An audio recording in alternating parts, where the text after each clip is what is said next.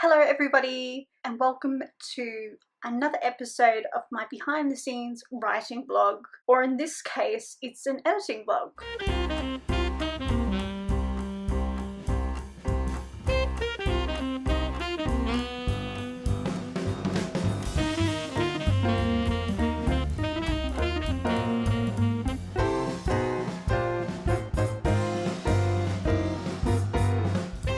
A couple of weeks ago I received my manuscript back from the editor with a report and some notes. So I know I mentioned in the Get Ready With Me video that I actually got a 3-chapter edit from my editor. She read the entire novella and then gave me notes as to what I should look out for in the book. And then I obviously have to go through and make the edits for the first 3 chapters using the track changes feature, but I'm having actually a lot of trouble with it. So yeah, I've never actually used track changes before, so it's not working as I expected it to. That's a side note. So what I have to do is she sort of created a report for me highlighting the biggest problem, the biggest issues with the manuscript and recommendations on how to resolve them. So what I then did is I went through and I created a list of things to look out for based on the track changes, the track change edits and suggestions that she made in the first 3 chapters, as well as the feedback, the feedback, all the notes that she left me in a separate document. So I've created a list of things to look out for, and I've completed the edits in the first 3 chapter.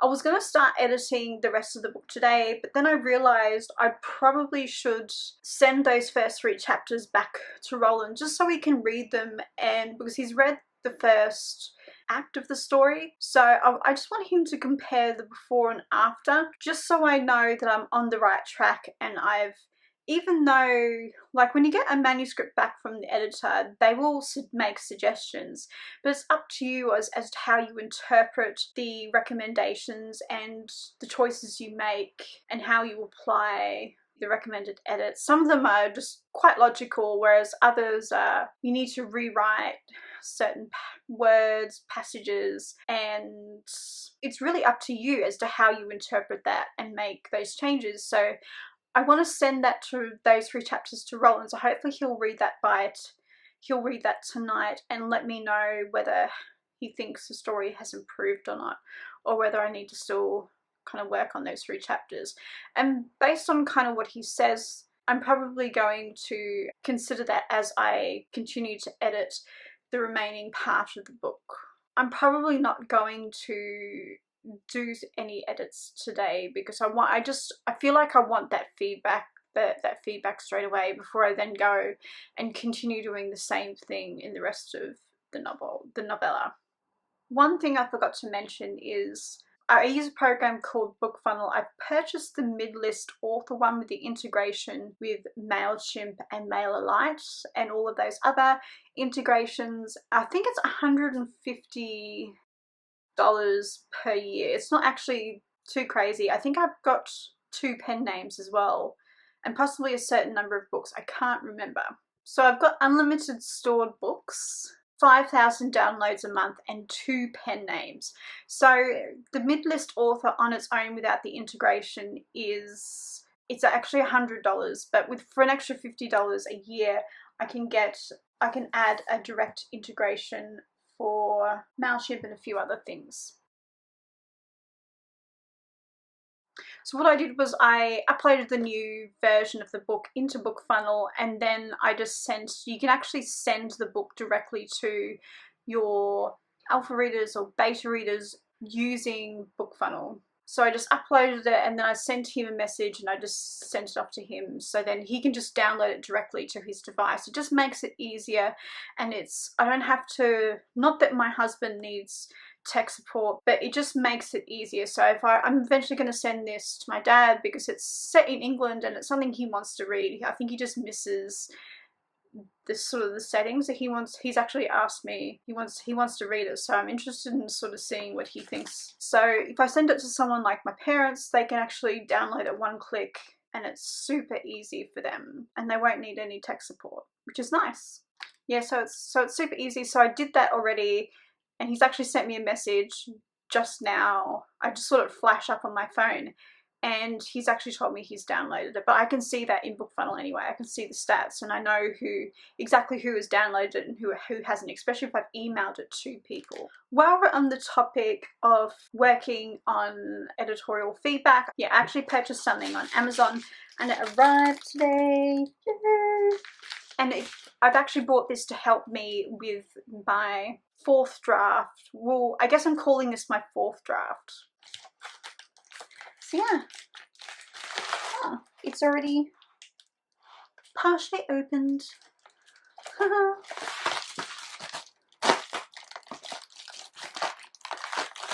Sorry, you're just clearly going to listen to me open this.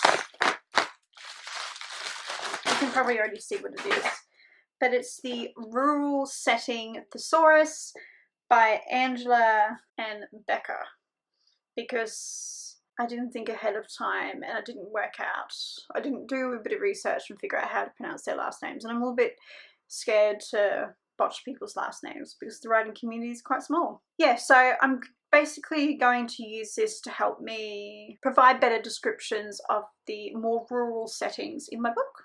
Obviously, what I've got to do today is I need to edit my Get Ready With Me writing chat video so it gets up before this video. I've realised I have a blog post I also need to do line edits for, and then I'm going to open the missing track changes, and I'm going to go through the first 3 chapters again and sort of pay attention to the editorial notes and try and refine my list of changes for the rest of the book, because I don't want to miss anything, because there will be another pass. I will submit the book for another pass to my editor. So I'll see you tomorrow, and tomorrow I will have just a complete editing day. And I'm hoping on Thursday, Friday, and the following Monday, I will have finished the rest of Missing, because the book is under 40,000 words. So I've already edited a small portion of it, and the rest of it I'll divide it between those 3 days. And they'll be complete editing days. So that's why I want to get these particular things done now and that video edited, just so I have the rest of the week to devote to editing.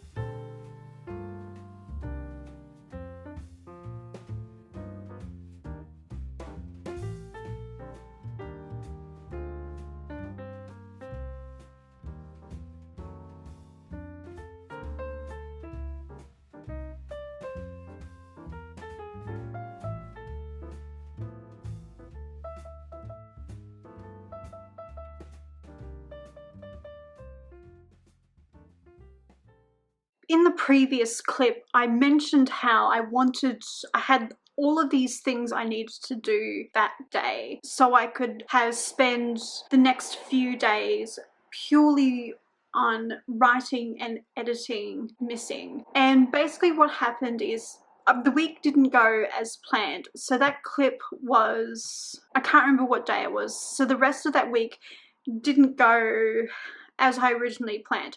Part of that was because I didn't give Roland enough time to read through Missing, and it was really important for me to get him to read those first 3 chapters purely because I wanted to see if he felt the story was better this time round, because he's seen my earlier drafts, he's seen the revisions I've made, and then he's seen the revisions I've made with the help of an editor. So it was really important for me to make sure that I was on the right track, and because he's the only one that's seen the story up until now other than me, I kind of feel like it was super important for me to get that feedback. Because this is the first time I've worked with an editor, I wanted to make sure that I was making great decisions, like I was interpreting the editor's notes and making changes in a way that was actually bettering the story. So I needed to wait for him to get around to reading those three chapters. So I didn't give him enough time, and I got distracted by other things, and I really didn't want to start editing and then realizing I've made a mistake and then having to go back and make changes all over again. So I decided to wait, and I still stand by that decision. I still think it was a great choice to make. And so it's Monday today, and he's now read those first 3 chapters. As you would have seen by the last clip of me writing, I have actually worked on adding more notes to my 4th draft checklist. So I'm calling this particular draft that's after editorial feedback as my 4th draft, because I obviously did my first draft. I did a line edit after I wrote each scene and chapter, and I shared it on my blog, but I don't class that as a second draft. That was my first draft. The writing and the edits, just so my blog readers could actually read the story. So that was that one. So that was my first draft. My second draft was actually me going through and making revisions. And then my third draft, I'm calling this a third draft because I imported my manuscript into AutoCrit, and AutoCrit helps me make further changes. And to be honest, I'm calling that a third draft purely because I couldn't have made those changes without AutoCrit's help. So I'm calling that a draft on its own, even though I only spent a week on that particular draft. So I've created a 2-part editorial checklist for my 4th draft. And the reason why they exist in 2 parts is there's a section on this checklist that can be done purely using find and replace, and me finding particular words, looking at the sentence and making changes. And I can do that without having to do multiple read-throughs. So that's part 2 of the checklist. The first part of the checklist, actually it's in 3 parts. The first part of the checklist was purely stuff for chapter 1, which I've done. Well, those first 3 chapters, which I've done. The second part of the checklist is the notes that apply to every other scene and chapter in my novel. So I've finally done that, and I'm quite happy. And I do have a quite extensive checklist, but tackling those issues is actually for another vlog, because I've realized this particular vlog is going to be super long, and I want to try and keep them under 15 minutes, even though that's not what I've been doing. So there hasn't been a ton of writing this week, purely because this is just how this particular weekly writing vlog has turned out. So thank you for watching. If you love watching these weekly writing vlogs, then give the video a thumbs up. And if you're new to this channel or want to be notified about more videos just like this, then hit the subscribe button and click the bell icon. Thank you for watching, and I'll see you next time.